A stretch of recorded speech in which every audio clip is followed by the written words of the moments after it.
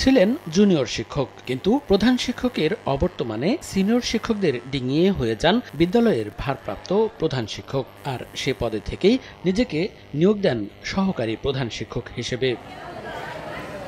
কিশোরগঞ্জের করিমগঞ্জ উপজেলার বালিয়া উচ্চ বিদ্যালয়ের সাবেক ভারপ্রাপ্ত প্রধান শিক্ষক ও বর্তমান সহকারী প্রধান শিক্ষক মোহাম্মদ শামস উদ্দিনের বিরুদ্ধে উঠেছে এমন অভিযোগ। ভারপ্রাপ্ত প্রধান শিক্ষক থাকাকালীন 2012 থেকে 18 সাল পর্যন্ত 6 বছর একই সময়ে দুটি পদের বিপরীতে বেতন নিয়েছেন। এতে প্রায় 30 লাখ টাকা অতিরিক্ত নেওয়ার অভিযোগ উঠেছে তার বিরুদ্ধে।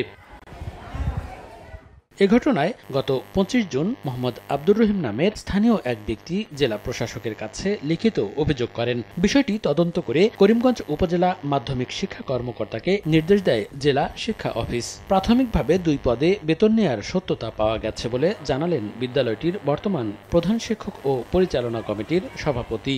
বিচার বা এটা তদন্তটা আমরা চাই, যদি আমার বাপ হতে হয় তারা সঠিক বিচার হোক, এটা আমরা চাই।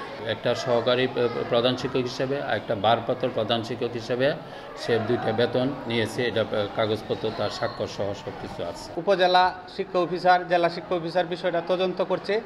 তাদের সাথে পরামর্শ করে, ইউনূস স্যারের সাথে পরামর্শ করে আমি পরবর্তী পদক্ষেপ গ্রহণ করব। তবে অভিযুক্ত শিক্ষকের দাবি নিয়মের বাইরে কোনো কাজ করেননি তিনি। আমি দায়িত্ব পালনকালীন অর্থনৈতিক বা একাডেমিক কোনো কাজেই নিয়মের বাইরে আমি কোনো কাজ করি নাই। আর তদন্ত প্রতিবেদন অনুযায়ী ব্যবস্থা নেওয়ার কথা জানান জেলা শিক্ষা কর্মকর্তা। সাবেক ভারপ্রাপ্ত প্রধান শিক্ষকের তদন্তটা দায়িত্ব দেওয়া হয়েছে উপজেলা মাধ্যমিক শিক্ষা অফিসার করিমগঞ্জকে। আমরা বলেছি অ্যাজ আর্লি অ্যাজ পসিবল রিপোর্টটা দেওয়ার জন্য। ওইটারও রিপোর্ট আসলে তখন আমরা ব্যবস্থা নিতে পারবো। 1969 সালে প্রতিষ্ঠিত বালিয়া উচ্চ বিদ্যালয়ে 11 জন শিক্ষক ও 635 জন শিক্ষার্থী রয়েছে। সময় সংবাদ, কিশোরগঞ্জ।